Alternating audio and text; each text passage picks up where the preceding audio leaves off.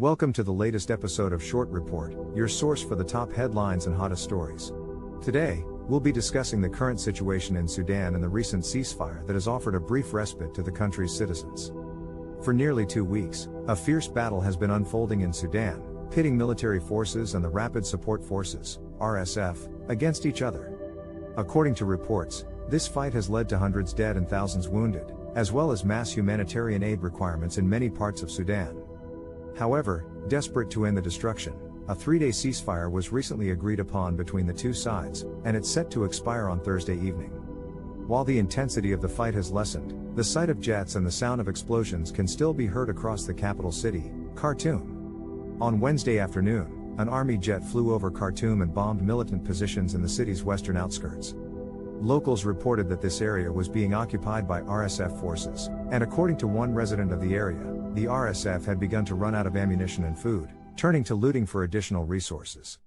The countrywide fight between General Burhan and Dagalo, also known as Hemeti, has left immense destruction in its wake. Over 460 people have died, over 4,000 wounded, and hospitals reduced to rubble. Over a third of Sudan's 46 million people are dependent on humanitarian aid.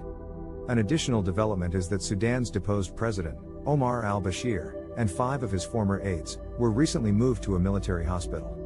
While the army claims this was done on medical grounds, the Rapid Support Forces accuse them of returning Bashir to power.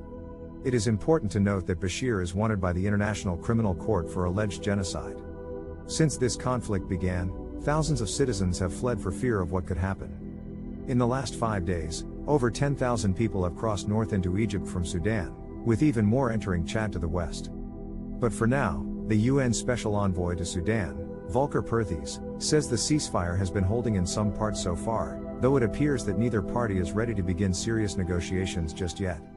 Residents in Sudan hope that this ceasefire will at least provide some respite from the ongoing violence while the two sides figure out their next steps. That concludes our report on the current situation in Sudan and the recently agreed upon ceasefire. To read more on this developing story, take a look at the full article linked in the description. Thanks for watching and make sure to check out the rest of our videos.